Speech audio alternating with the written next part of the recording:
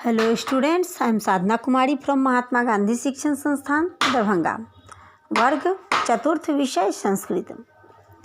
बच्चों, आज मैं आप सबों के समक्ष आपकी पाठ्य पुस्तिका संस्कृत सरोवर से चैप्टर 15 जिसका कि शीर्षक होलिकोत्सव है यह लेकर उपस्थित हुई हूँ। बच्चों, यह जो चैप्टर में होली के विषय में दिया गया है, तो आइए आज मैं इस चैप्टर को पढ़कर इसके हिंदी अर्थ के साथ आपको बताती हूँ। बच्चों, आप भी ध्यानपूर्वक अपने इस चैप्टर को पढ़िएगा एवं इसका उच्चारण शुद्ध करने का प्रयास कीजिएगा। इसके लिए सबसे पहले आपको शब्दार्थ याद करना पड़ेगा एवं मैं जैसे उच्चारण करती हूँ उसे ध्यानपूर्वक सुनकर इसका जो है प्रैक्टिस करना है। आपको भी इसको पढ़ने का प्रयास करते रहना है ताकि आपका उच्चारण शुद्ध हो सके। तो आइए अब मैं आपको पढ़कर इसका जो चैप्टर है उसे पढ़कर सुनाती हूँ। आइए मैं आपको इस चैप्टर को पढ़कर इसमें जितने भी वाक्य दिए गए हैं उसे पढ़कर इसके हिंदी अर्थ के साथ आपको बताती हूँ।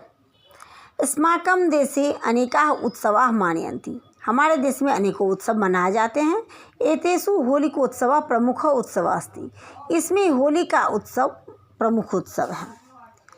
एषः उत्सवः फाल्गुन मासस्य पूर्णिमायां चैत्र मासस्य प्रतिपदायां भवति। यह उत्सव जो है वो फाल्गुन महीने की पूर्णिमा और चैत्र महीने की प्रथम तिथि को मनाया जाता है। बसंतस्य आगमे प्रकृते सौंदर्यं वर्धते।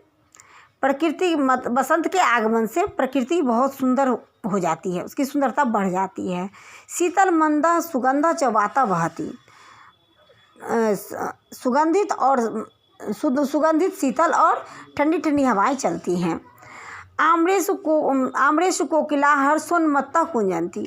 और आम के पेड़ पर कोयल जो हैं वो खुशी से पागल होकर कुंजते हैं। तस्य एव उल्लासस्य प्रतीक अयम उत्सव। इसी के उल्लास का प्रतीक है यह उत्सव। होलिकोत्सवस्य विषये कथा इयं प्रसिद्धा अस्ति यत् प्रह्लादः दैत्यराज हिरण्यकशिपो पुत्रः आसीत्।